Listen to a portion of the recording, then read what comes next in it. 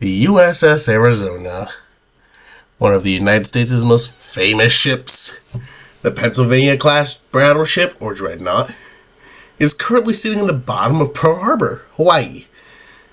Having been sunk on December 7th, 1941, and being the most famous ship to do so on that day, taking around 1,117 of its total 1,512 crew to the bottom of the sea. She also has a rather unique and sad distinction of one of the few ships on Pearl Harbor that sunk and was never refloated. But why? There are quite a few reasons as to why the Arizona wasn't refloated, but the main reason is quite simple. I'll tell you. When the torpedo struck the Arizona, it hit its powder storage, which caused Arizona's forward magazine to detonate, and tore a giant hole in the hull large enough that repairing it just was not worth it.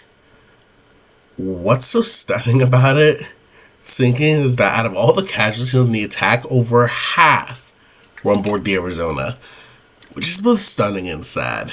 But Arizona has gone down in legend, but why?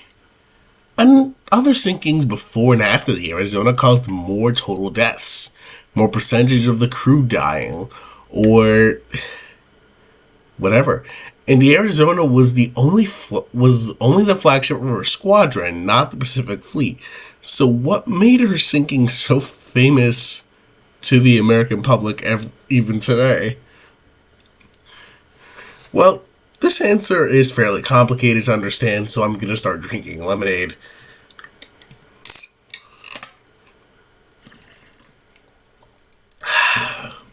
Okay. The Arizona came into service on October 17th, 1916, and was first used as a training ship along the New York River.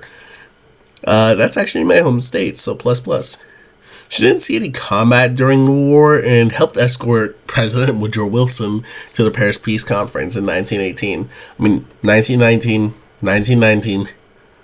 Don't worry, I'll make a video on Wilson some other time, as I'll save him for a total different bitch fest. I hate the man, and you'll see why.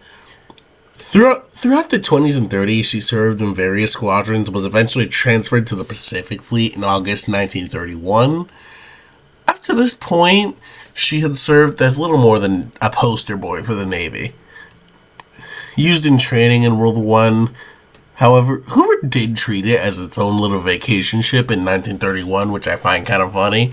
And she had visited several U.S. bases in Cuba and the mainland. She had seen various refits and upgrades throughout the 20s and 30s, and by 1941, she was somewhat dated, though she was still reasonably an effective warship. In the 2001 film Pearl Harbor, directed by Michael Bay, we see the Japanese soldiers getting the order to target the Arizona specifically, but were the Japanese airmen really ordered to sink the Arizona? Yes and no. They were ordered to sink the U.S. battleships, Arizona amongst them, but no, they were not ordered to target the Arizona specifically. I mean, some squadrons did receive the order specifically to attack the Arizona, but if the U.S. was bombing the harbor, they would be doing the same thing. Another thing they would get wrong is the actions of the fighter pilots during the attacks. It's true a number of U.S. aircraft got in the air during the battle, a single P-1 Hawk and two P-40s. They fought hard but didn't down that many Zeros, instead focusing on the B-5N2 torpedo bomber, who was a much bigger threat to the Navy. Then the Zeros, who only had 20 millimeters machine guns and the occasional light bomb, because the Zero was a air superiority fighter and not exactly a torpedo bomber. The attack on the Arizona was not the bloodiest sinking in the U.S. Navy. As an example, the SS Sultana went down with 1,169 of the soldiers aboard. The ship also wasn't part of the greatest percentage of crew loss, like the HMNS Sydney, which sank with all hands, or the USS Indianapolis, where only 316 men survived, of the crew exceeding 1,000. But it does remain the only U.S. Navy museum of a sunken ship. What did make the Arizona the most famous ship at Pearl Harbor? From what I see, there are three theories on why this is, and first is that Arizona was the only ship from the attack that wasn't refloated after the attack due to the aforementioned damage. Two, its forward bow and from the magazine detonation. Second, it's because of the fact that Arizona was made as the face of the attack to the American public. And third, it's because of the fact that Arizona was the bloodiest sinking during the attack. Let's look at the first one. Arizona is still there today, sitting at the bottom of Pearl Harbor, right where she sank, serving as a memory to the 2,403 Americans who lost their life during the attack on Pearl Harbor, the second biggest foreign attack in U.S. history, only behind September 11th.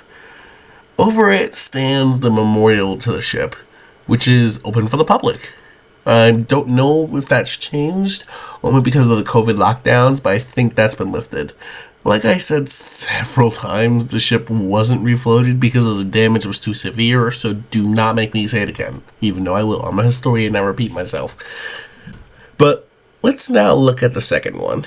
Arizona has to be the face of the Pearl Harbor attack to modern America because the Pearl Harbor Monument sits right over the wreck of the Arizona, and people can view the ship from the provided area. So to the modern eye who takes a much more laid-back and moralistic study of the past, cue the atomic bomb debates I don't want to deal with, the loss of life on USS Arizona led to it becoming the face of the Pearl Harbor attacks.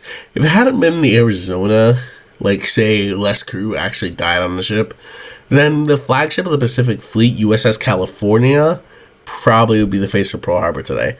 Maybe even the West Virginia or the Pennsylvania. Who knows? Well, let's look at the third and final theory. Was it because Arizona had the highest number of concentrated deaths during the tragedy? This seems to hold the most likelihood, as like I said earlier, over 50% of the casualties during the bombing of Pearl Harbor were Arizona crewmen. Personally, this is most likely the reason why she is so well known today. But there is a fourth theory I have not mentioned, which is much more likely than even theory number 3. That theory is a combination of all three. It was likely a combination of the wrecked public location, publicity of the sinking, and high concentration of death and tragedy, which led to the USS Arizona becoming the face of the Pearl Harbor attack. Well, that's the simplified explanation, but there's probably a much more long explanation and complex explanation I don't have the time or energy to create. Maybe I'll think about it one day. This has been Crimson Snow. Please like, subscribe, and hit the notification bell so you can know every time I upload next. See you guys next time.